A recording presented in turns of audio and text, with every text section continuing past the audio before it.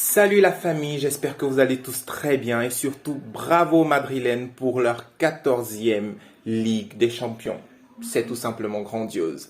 Et comme vous l'avez tout simplement constaté, aujourd'hui nous allons parler de la finale de la Ligue des Champions. Et pour ceux qui sont habitués à cette chaîne, ça doit déjà faire un petit moment que certains me connaissent. On va décortiquer ça d'une manière un petit peu particulière. Allons-y. Cette Ligue des Champions s'est déroulée sous le signal de la revanche. Eh bien, la première revanche qu'on a ici était tout simplement celle de Mohamed Salah. On se rappelle que il y a de cela quelques années, Mohamed Salah avait vu son bras cassé par Sergio Ramos pendant la finale de la Ligue des Champions avec une faute plus ou moins exprès, ce qui avait permis au Real de remporter la finale et qui avait mis l'équipe de Liverpool tout simplement en deuxième position. Et Mohamed Salah est venu dans cette rencontre avec l'objectif de se venger. Malheureusement, il a un totem sur sa tête depuis le début de cette année parce que la majorité des finales importantes qu'il joue, il les rate tout simplement. Eh ben, pas de bol, il a raté celle-ci encore. Ah, la vengeance est un plat qui se mange très froid. Eh bien, on se rappelle qu'il y a de cela quelques années quand Vinicius Junior est arrivé au Real de Madrid, il a tout simplement été moqué à certains moments donnés par les propres supporters parce qu'on disait qu'il avait été acheté trop cher pour rien, il ne valait rien.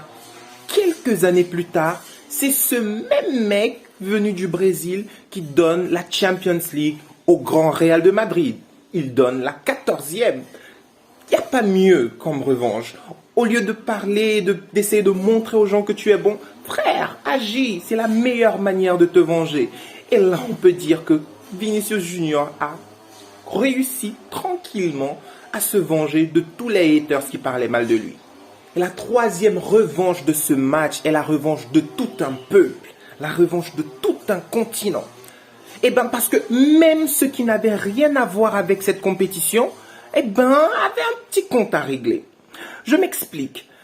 Pendant la dernière Coupe d'Afrique des Nations, chaque petite erreur d'organisation était scrutée et relayée par tous les médias français comme quoi le Cameroun ou les Africains ne savent pas organiser des événements. Et ben cette fois-ci, on peut dire que l'Afrique a eu sa revanche sur l'Europe. La CAF a eu sa revanche sur l'UEFA. La Fédération camerounaise de football a eu sa revanche sur la Fédération française de football. Le Cameroun... Bon, je sais, j'exagère. Mais regardez ceci.